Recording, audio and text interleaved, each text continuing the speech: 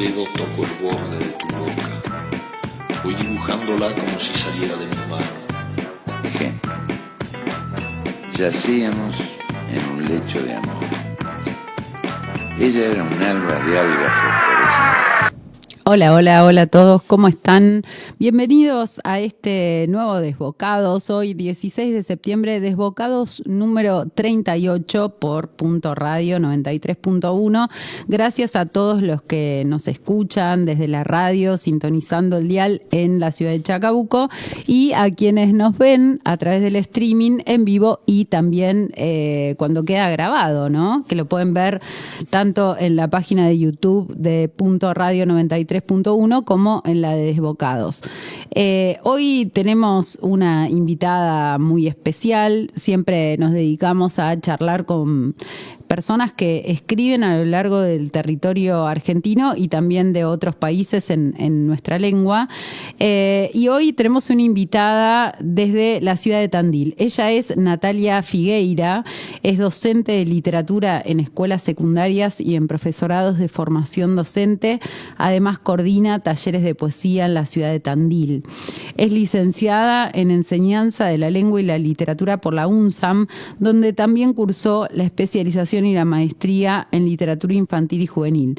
En 2019 recibió una mención del Fondo Nacional de las Artes por su poemario Flora y Fauna, publicado en 2021 por una de las editoriales más lindas que hay de poesía, que es nada más y nada menos que Salta el Pez. Este año se publicó su segundo libro, y de eso vamos a hablar, que se llama Malas Hierbas, también editado por Salta el Pez. Hola Natalia, ¿cómo estás? Estamos medio con el wifi medio colgados. ¿Estás cerquita del wifi? A ver ahí, si te vemos bien. ¿Ahí se me escucha mejor? Sí, te veíamos. ¿Hola? Como medio como pixelada. Ajá.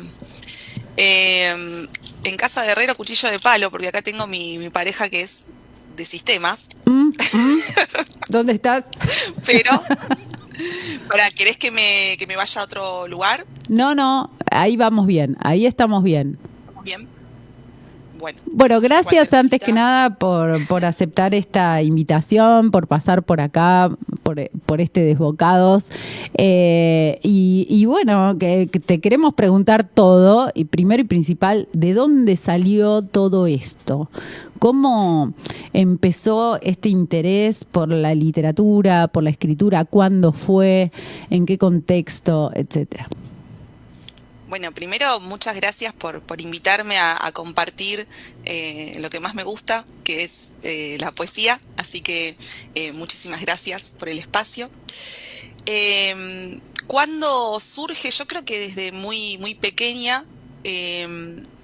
Siempre tuve a mano, como nunca tuve un cuarto propio, pero sí tuve mi cuaderno propio en una casa en donde éramos muchos. Entonces mi espacio más íntimo lo configuraban los cuadernos.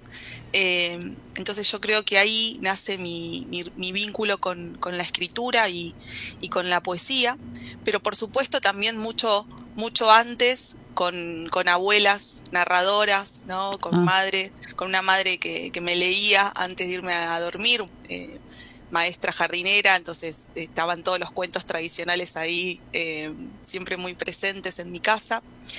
Y yo creo que toda esa literatura oral también contribuyó mucho a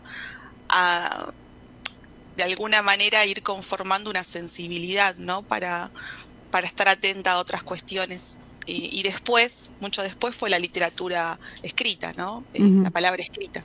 Esta oralidad es súper importante, ¿no? A la hora de pensar la escritura de poesía. Supongo que hay algo de lo sonoro también que juega mucho, ¿no? Sí, completamente.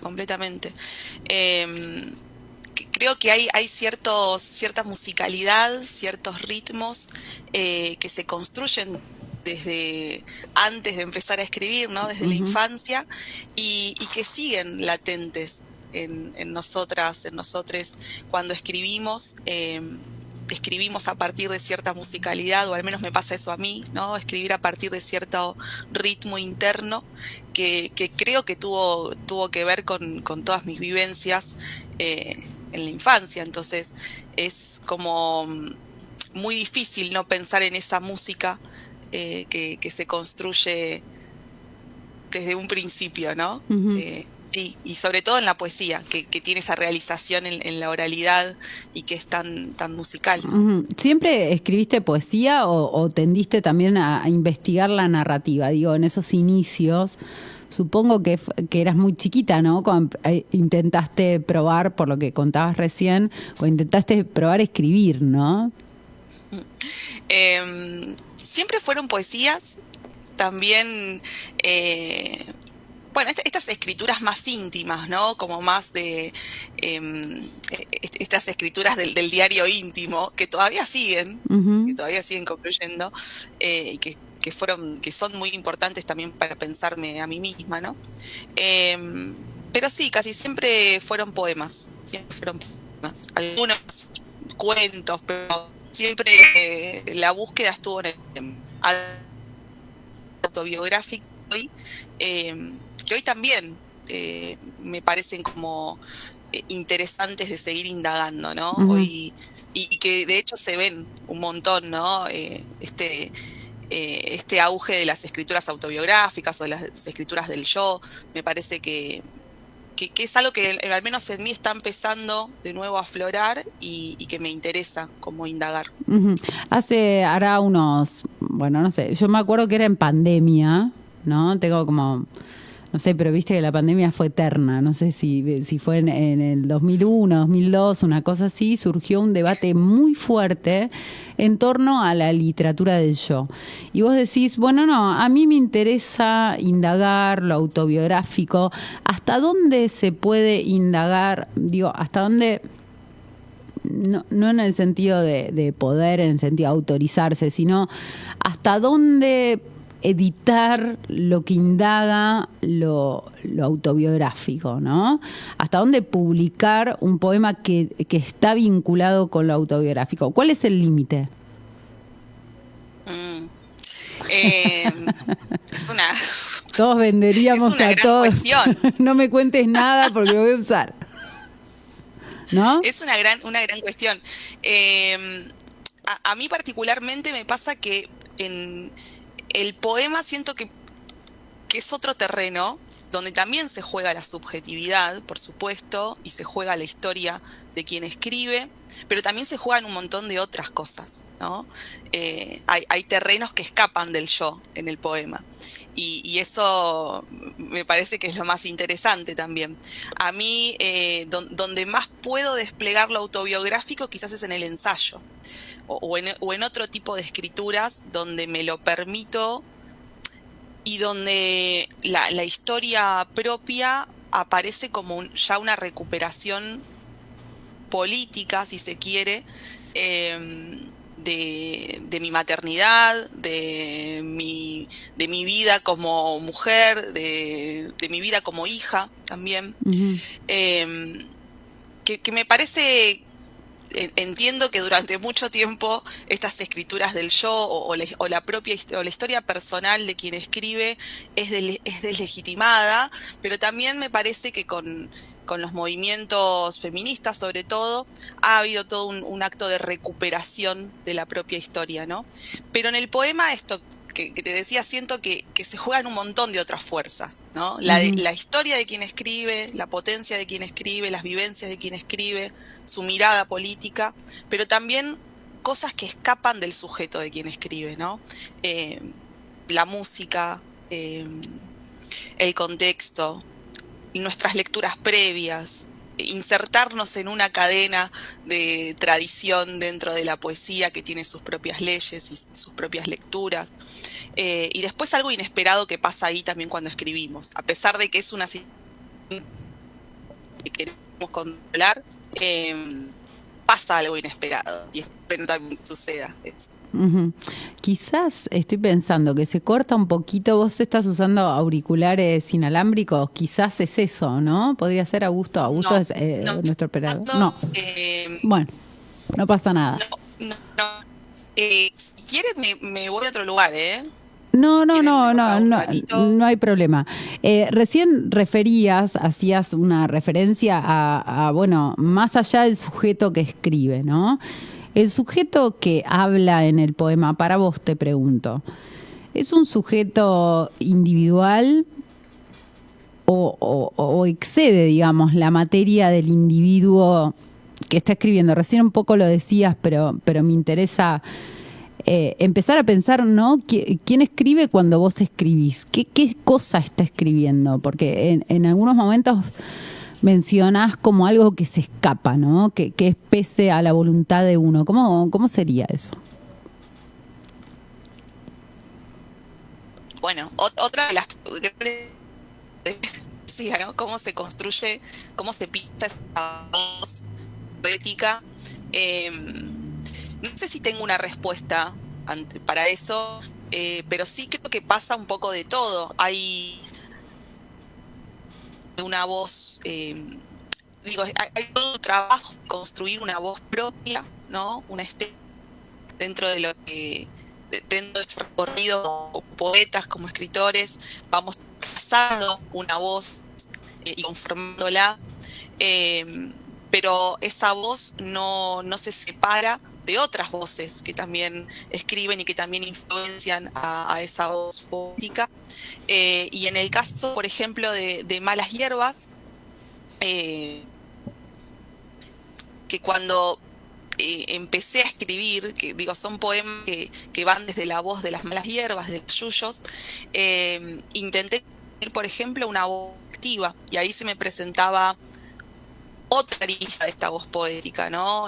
Como una voz plural para ir delineando estos poemas, ¿no? Pero creo que la voz poética es singular, pero indudablemente está en conexión con lo plural, ¿no? Con lo colectivo. Uh-huh. Esa pluralidad, digamos, esa arista colectiva de la voz poética, ¿es lo que en definitiva se escapa para vos? Lo que se escapa de control, digamos, lo que el poema dice más allá. Sí, yo creo que sí. Que hay algo como mágico secreto ahí, como que se juega, que tiene que ver con la voz del contexto también, ¿no? Con lo que está pasando en ciertos contextos, que es completamente inesperado, que se cuela ahí, ¿no? Uh-huh. Sí.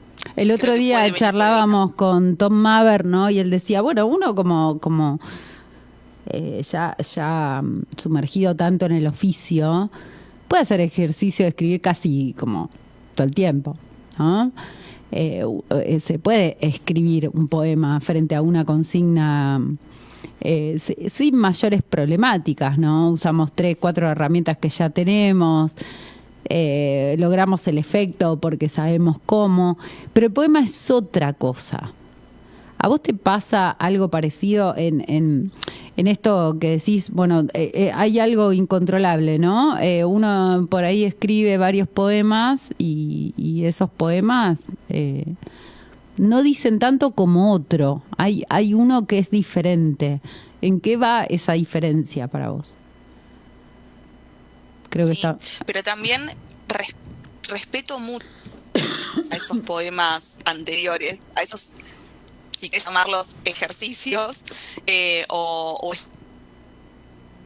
Se nos está cortando bastante. Vamos a hacer una cosa, Nati, para que te puedan escuchar mejor, porque si no es una pena realmente, porque se está cortando muy seguido. Si querés, hacemos una pausita, te cambias de lugar y cuando estamos listos, que estés bien cerquita del Wi-Fi, ahí seguimos. Dale. Bueno, esperamos ahí a Nati que se acomode y no se vayan porque seguimos acá.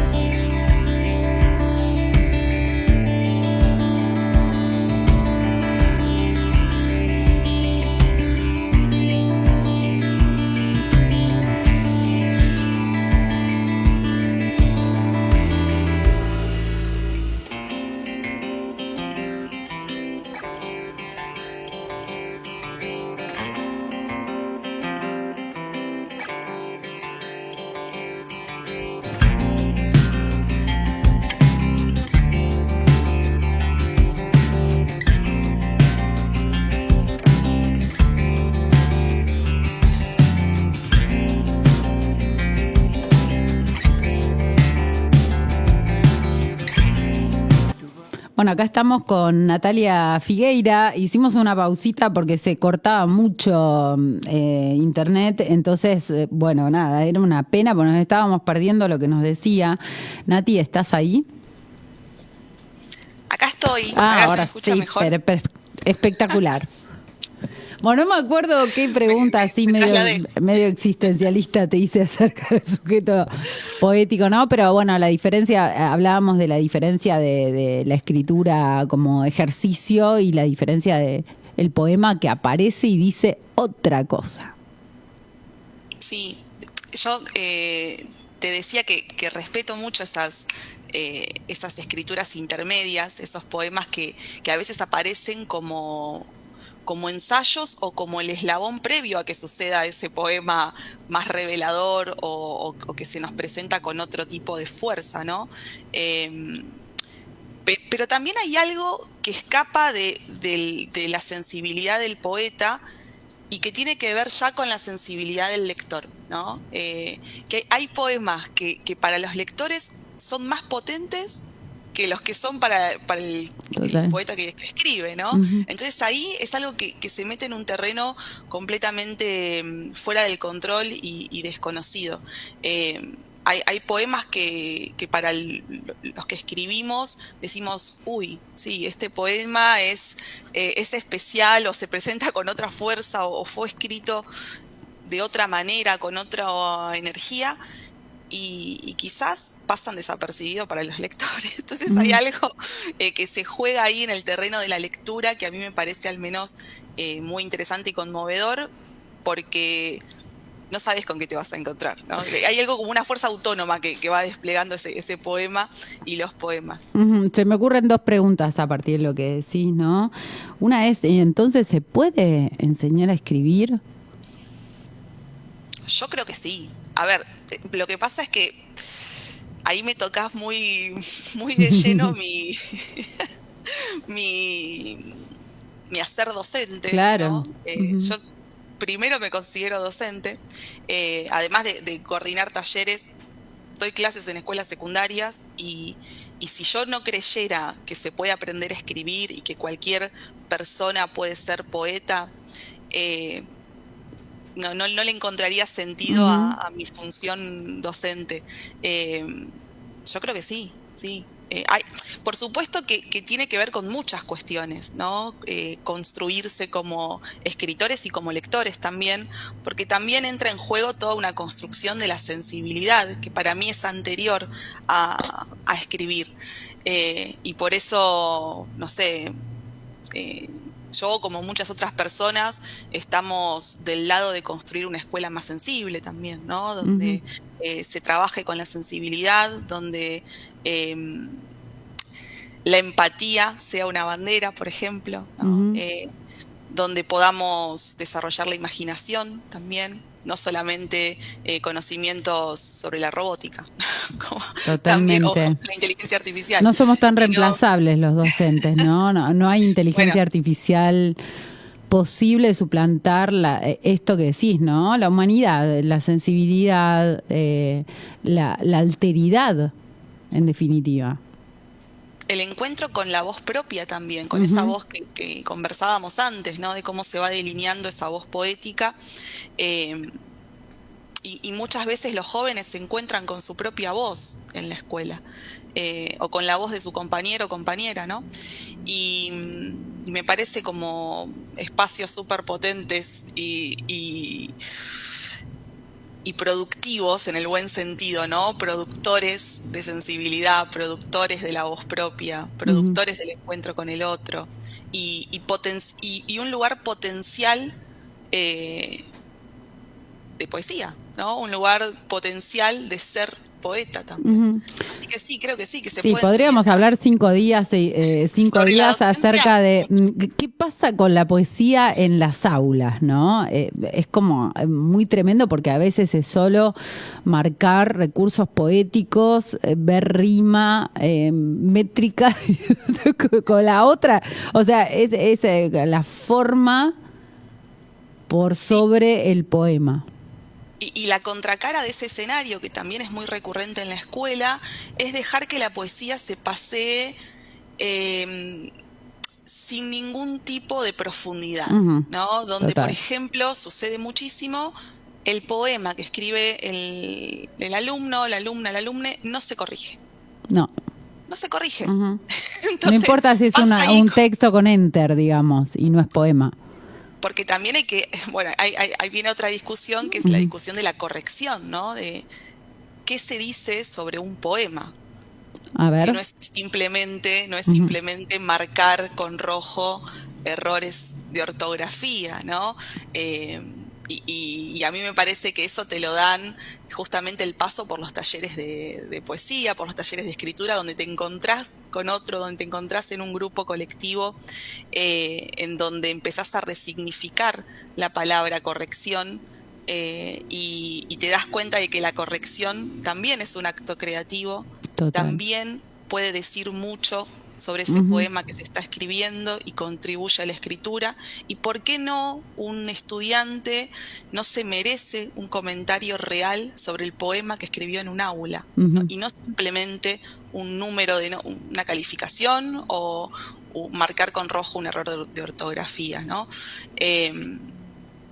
Y para seguir hablando de lo que sucede en las aulas con la poesía, en la escuela en donde yo trabajo, en una de las escuelas, que es una escuela que está lejos del centro de la ciudad, en Tandil, está atrás de la ruta, como se dice, la escuela número 4, Marciano Alduncin.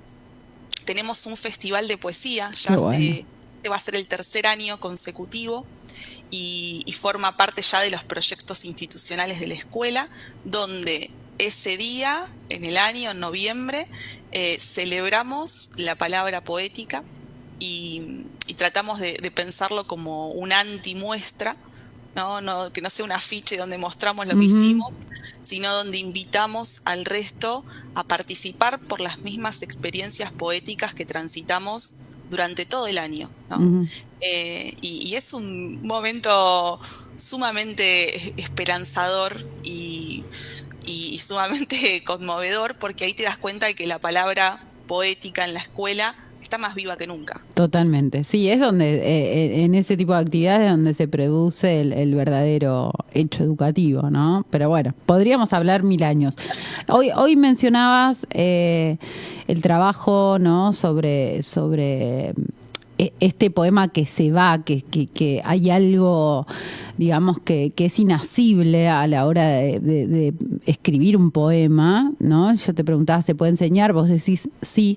Y te pregunto, ¿hubo una primera vez, probablemente, que leíste en público o mostraste tu poema frente a otros distintos a los habituales, y hay una vuelta del lector? ¿Qué te pasó con eso, con ese primer encuentro, un lector que te dice ¡guau! O te dice o no te dice, ¿no? Porque también los artistas somos súper egocéntricos, tipo, bueno, hice esto ahora, créeme.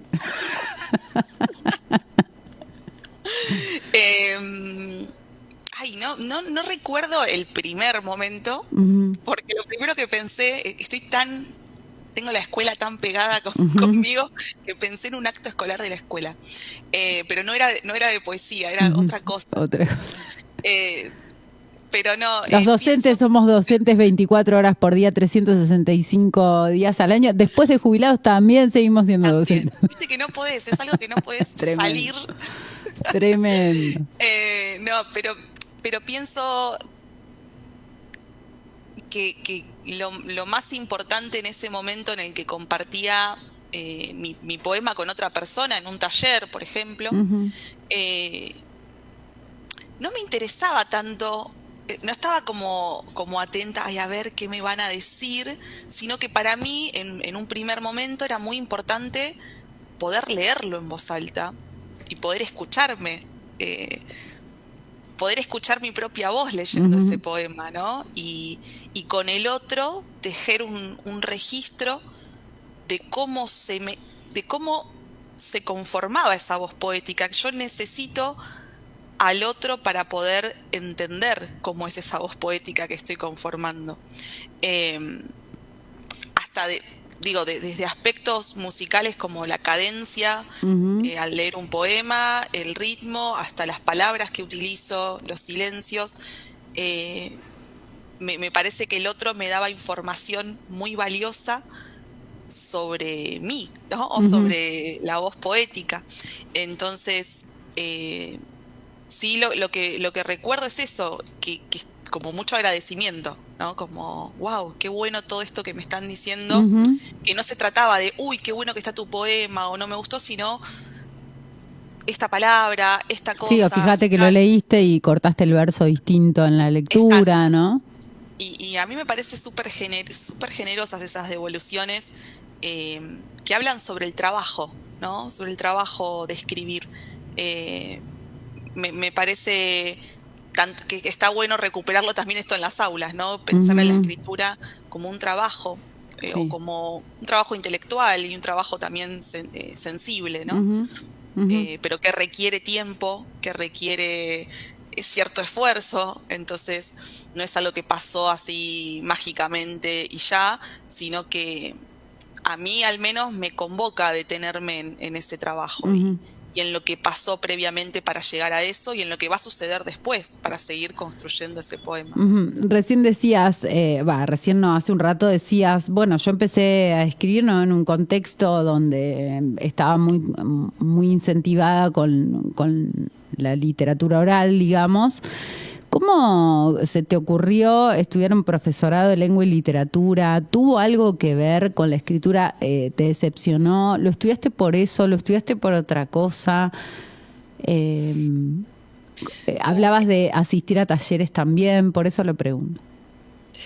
Creo que hoy viéndolo a la distancia, digo, estaba cantado que iba a ser docente. ¿Viste? Cuando ves tus fotos de chiquita con Juliana maestra, estaba cantadísimo que iba a ser docente, y además muchas figuras femeninas importantes de mi familia son docentes o fueron docentes. Pero yo recuerdo, empecé a estudiar letras, en realidad, en la UBA, y me acuerdo que lo primero que te dicen es, acá, porque yo quería escribir. Acá no vienen a escribir, ¿eh? Acá no te enseñamos a escribir, no, te enseñamos a leer. Que para mí era lo mismo, o ahora puedo decir que es lo mismo leer y escribir, y la universidad me enseñó a leer de una manera donde nunca más lo viví así, y fue increíble. Y después por motivos personales me vine a vivir a Tandil, y como no estaba la carrera de letras en Tandil, estaba el profesorado, dije, bueno, voy a continuar por acá. Y lo que más me impactó de mi recorrido en el profesorado de formación docente fueron las materias pedagógicas. Como, y todo este mundo nuevo era como, qué bueno. Claro, yo venía de estudiar como lo específico. Súper académico, literario, claro. Y aparecía todo este mundo de la educación como para mí muy, muy revelador y con mucho sentido. Porque también algo que me pasaba en la carrera de letras es, yo no quiero ser una crítica literaria o estar, como que me pensaba, digo, no quiero estar tan separada de ámbitos donde puede darse una transformación social como es una escuela. ¿No? Y era una pregunta que también me venía haciendo, y creo que se fueron desencadenando de forma muy orgánica para llegar al lugar donde más cómoda me sentí, que es en una escuela, en un aula. Ese pasaje por la UBA, ese pasaje por el profesorado, vos decís, bueno, en la UBA me enseñaron a leer, entiendo que está vinculado con la escritura, pero ¿tuviste alguna materia donde escribían literatura? Digo, no, bueno, vamos a tienen que escribir un cuento o tienen que escribir un poema, no lo académico, no el ensayo, no la monografía, ¿no? ¿Pasó eso o no pasó? Porque digo, a mí lo que me pasa es que, bueno, atravesar el oficio de la escritura, sentarte a escribir un cuento o escribir un poema, hace que también después te puedas acercar en el aula desde ese lugar, ¿no? ¿Estaban presentes en esas carreras o no? Bueno, yo estudié, primero quiero decir, porque quizás ahora hay materias que Sí, sí, claro. no sé, se trabaja eso, pero yo estudié en el 2007, estudié 4 años, la mitad de la carrera, Ujú, más o menos, y no escribíamos textos de invención, textos ficcionales, pero los ensayos que escribíamos y la forma de organizar los finales, por ejemplo, para mí eran sumamente creativos y ujú. sumamente de invención, porque no eran monografías donde tenías que repetir lo que dijo otro, tenías que aportar una idea nueva. Claro. Y a mí eso me voló la cabeza, como ¿es importante lo que yo tengo para decir sobre este texto? Sí, es Ujú, importante y de hecho se valora más.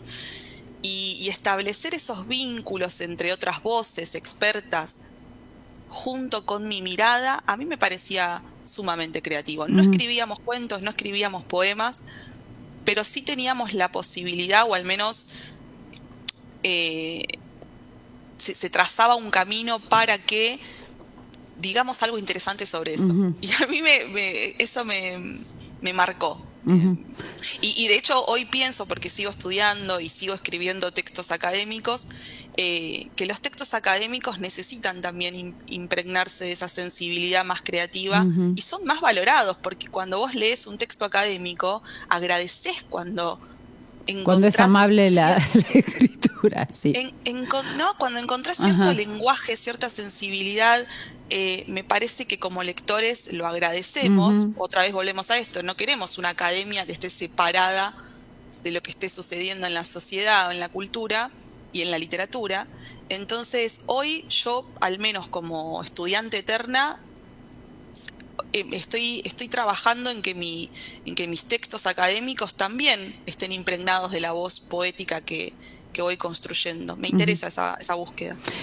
Nati, hoy referías como que formaste parte de talleres, ¿no? O sea, supongo que lo que a todos nos pasa, que al atravesar una carrera, decimos, bueno, no, esto, yo quiero el oficio, ¿no? Me voy al oficio. Los que escribimos, vamos a buscar a los hacedores en un punto de la literatura. ¿Hiciste talleres? ¿Cómo fue esa experiencia? Si querés mencionar con quién los hiciste, en qué, hoy mencionabas, ¿no? Como el aporte del otro, la mirada del otro al texto, la corrección como parte de la escritura y de la creación. Sí, bueno, de adolescente hice talleres de poesía y de escritura, y ya después me pasó algo como muy, creo que para mí fue como muy importante, cuando tengo la mención del fondo en el 2019, para mí fue una sorpresa completamente, porque fue, bueno, voy a mandar este poemario así como un juego, y me encuentro conociendo gente muy grosa en la Ujú, ceremonia del fondo, y me encuentro con la que había ganado el primer premio, que es Valeria Parizo, ujú. Le mandamos un... genia Ujú, total, la quiero, y empecé a hacer clínica con ella.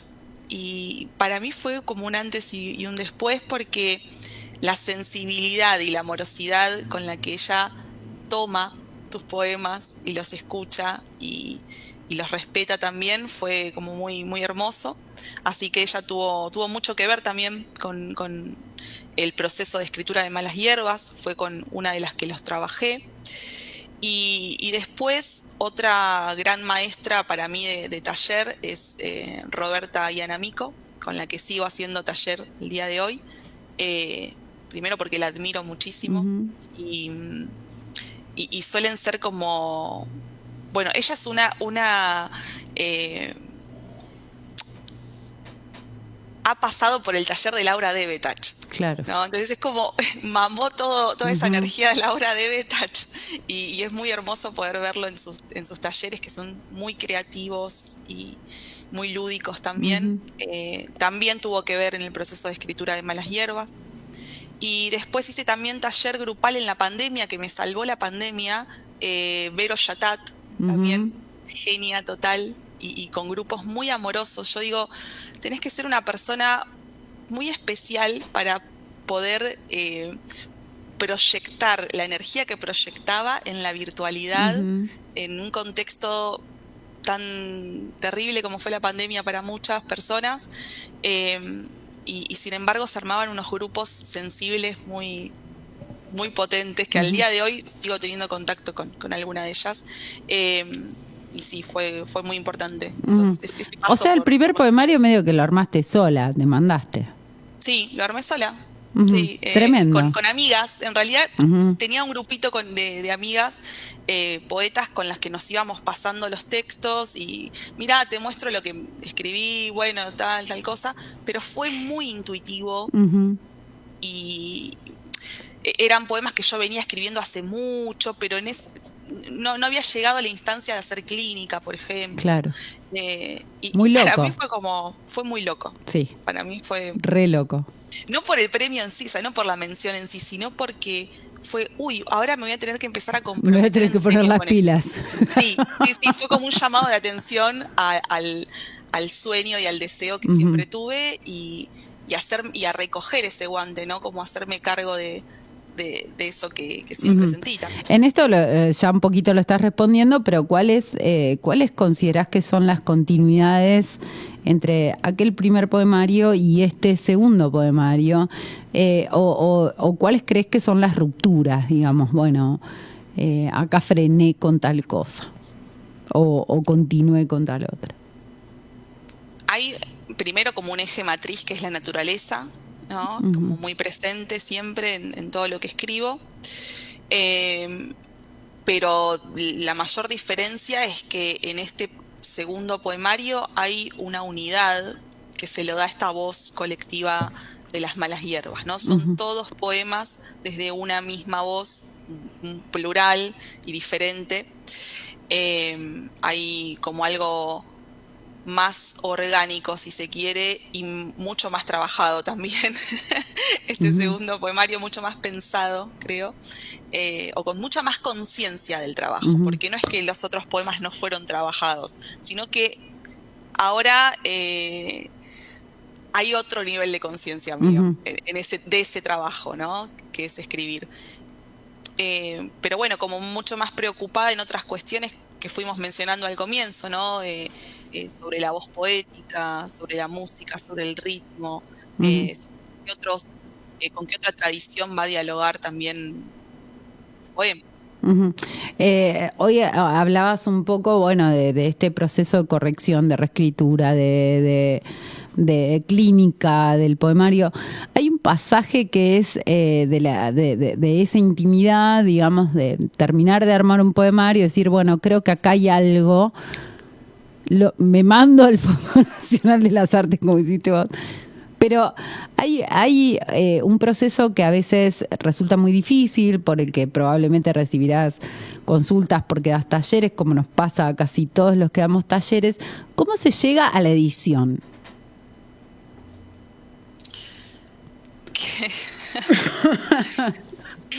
¿Qué pregunta? Sí, es cierto que es una gran consulta esa. Bueno, ¿cómo hago para publicar mi libro? Que yo creo que no es lo más importante, es algo importante, no es lo más importante, y que además conlleva me siento medio hombre araña con lo que voy a decir, conlleva una gran responsabilidad. ¿Cómo sería? Tengo un hijo de 9 años, por eso cito al hombre araña. Digo, hacerse cargo de que ese libro va a circular y que me voy a poner como muy,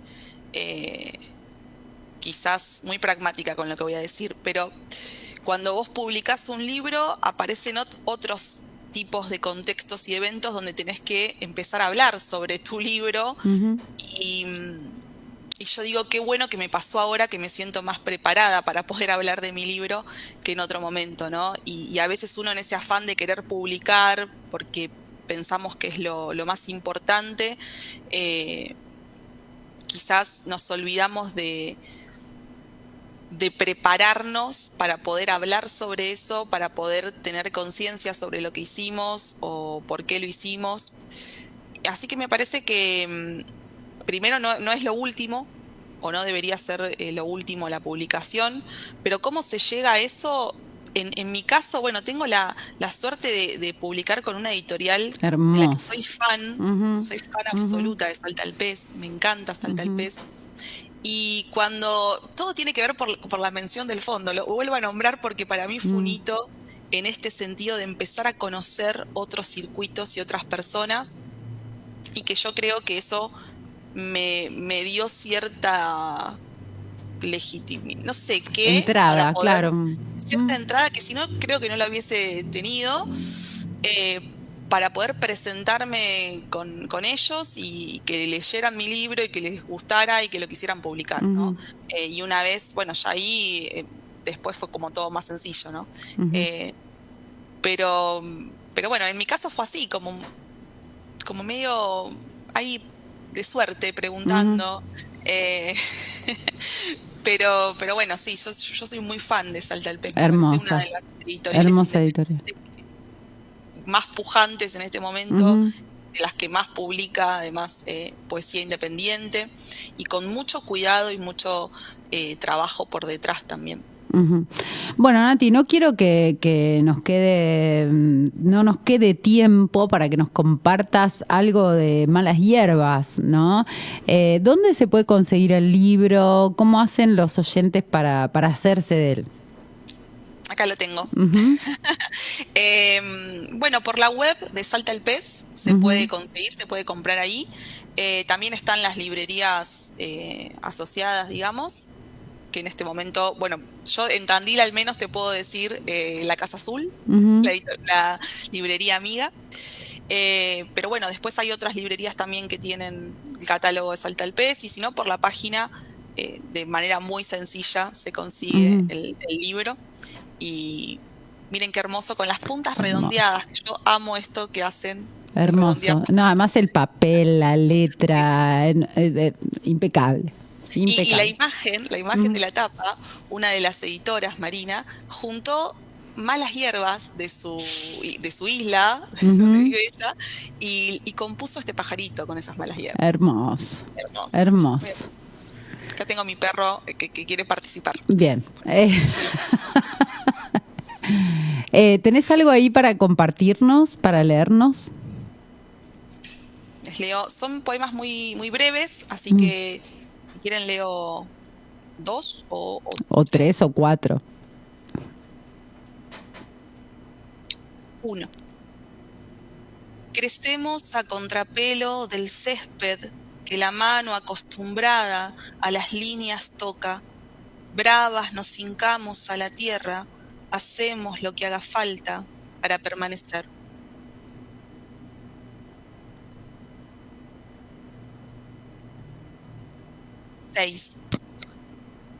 Nos buscamos en la tierra, es tan simple dar con la otra como dar con una misma. Nuestro destino, una luna que aclama su aullido animal.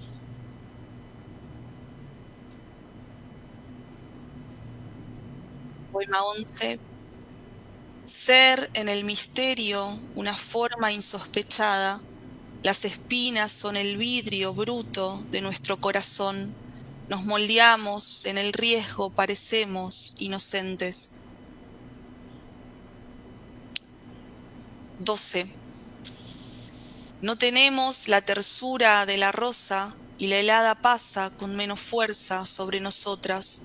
Resistimos. No hace falta el fruto manifiesto para conquistar. Tremendos, Nati, son tremendos. Porque además van... ¿Se armó solo el poemario o fuiste diciendo, bueno, no, me falta este poema, pruebo? ¿Se armó solito, fue uno tras otro o fue intercalándose con otras cosas? Yo te diría que se armó casi solito, sí, pero fue mucho tiempo y mucho trabajo en donde estuve concentrada únicamente en escribir este poemario que necesitaba, como digo, necesito poder terminar y darle un orden a esto que empecé. Pero sí, fue como muy orgánico. Qué quilombo darle forma a un poemario, ¿no? Sí, sí. Es algo, en este momento estoy coordinando un taller que se llama así, Pensar un poemario, donde tratamos como de pensar en eso, ¿no? ¿Qué energías tienen que suceder para poder conformar un poemario como una totalidad, ¿no? Donde a veces esa totalidad puede no estar tan marcada, ¿no? Sí, y saber decir, bueno, hasta acá, ¿no? Sí, además este poema va primero, no va segundo, va atrás de este, y todo eso, una vez que está armado, podría haber sido de otra forma, ¿no? Sí, eso es hermoso. ¿O no? Es como a mí me parece como muy creativo todo ese momento de pensar qué puede ir primero, y también es un trabajo con el editor al final, ¿no? Donde, bueno, me parece que este poema tiene que cerrar. Claro. Y bueno, sí, ahí está bueno siempre escuchar al otro, ¿no? Nati, ¿algún proyecto nuevo? ¿Tenés algún poemario ahí guardado bajo la manga que pronto salga, que estés trabajando? Sí, estoy trabajando en un poemario quizás un poco más íntimo o testimonial. Justo hablábamos de eso al comienzo, que tiene que ver con la maternidad, pero todavía le falta. De a poco. De a poquito. Sos Está lenta, ahí, digamos, sos de las mías, lento, despacio, ¿no? No te abalanzás. Sin ningún apuro, porque después esto que hablábamos de, al menos yo lo siento así, ¿no? Del compromiso de publicar, que yo necesito que lo que publique, que lo que se socialice, que lo que salga esté lo más al cuidado y atento posible, ¿no? Que haya habido un trabajo detrás y que, no sé, sentir que está listo verdaderamente. Así que sí, todavía le falta, creo yo que le falta. Bueno, cuando esté, pasás por acá te vamos a estar esperando, estamos esperando ese laburito. Nati, mil gracias por este tiempo, por esta dedicación, por esta charla. Ojalá nos volvamos a encontrar. Nos encontramos allá, no me acuerdo qué año ya, en el Festival de Poesía, ¿no? Bonaerense, que esperemos que este año se haga, por favor. ¿Vos decís? Todavía no se dijo nada. Nada. No sé. El concurso de poesía sí se hizo, pero bueno. Y ya nos encontraremos también, porque vos también sos docente, ¿o no?